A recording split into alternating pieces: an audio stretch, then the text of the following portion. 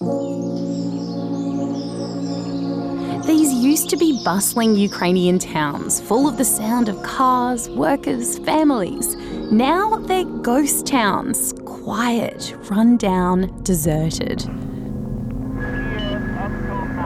What happened here was one of the worst man-made disasters in history.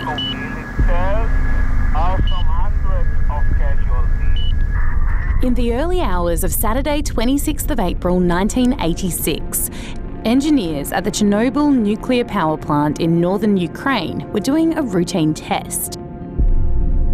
They were checking the systems designed to keep the power plant safe during a blackout. But a bunch of mistakes, along with a flaw in the reactor's design, meant it all went horribly wrong.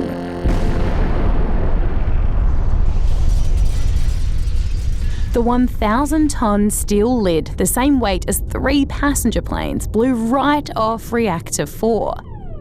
The explosion and a big fire sent dangerous radioactive air and materials streaming out over surrounding areas. But in the days after, the rest of the world would be kept in the dark. You see, Ukraine was part of the USSR, also known as the Soviet Union.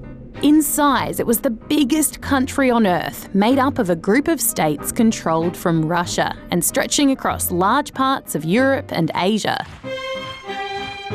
The Soviet Union was also communist, which meant its government kept tight control over the Soviet people, their freedoms, and their access to news and information. And it worried an accident like this would make it look bad. In Sweden, about 600 people were evacuated. But monitoring stations in Sweden noticed there were unusually high levels of radiation in the wind. Coming from a leak in their own reactor. At first, they thought there'd been a meltdown at a Swedish nuclear plant, but then they realised where it was coming from, and the secret was out. It's now clear that the Soviet Union has suffered one of the worst disasters in the history of nuclear power. The Soviet Union evacuated hundreds of surrounding towns, including nearby Pripyat, which was home to 30,000 people.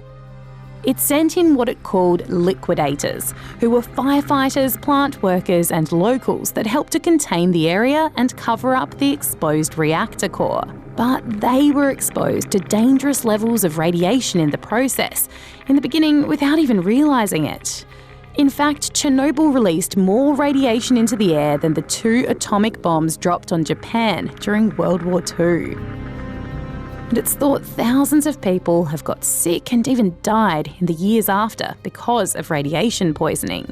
The wind blew a cloud of radiation over the Baltic states towards... It also had a global impact as radiation spread on the wind as far as Germany, France and the UK.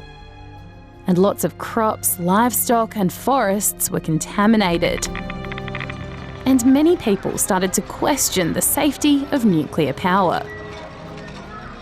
The fallout also had a huge impact on the Soviet Union.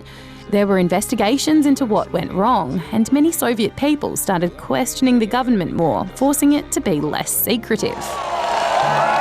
In 1991, the Soviet Union came to an end. But 35 years on, the exclusion zone created around Chernobyl remains frozen in time.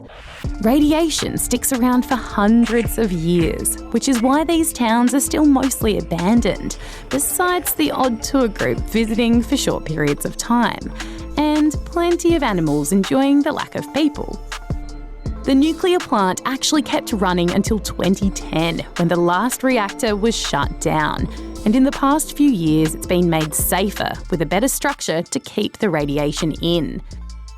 But as the 35th anniversary of Chernobyl was commemorated in both Russia and Ukraine, there's no forgetting the impact this disaster has had and will continue to have for many, many years to come.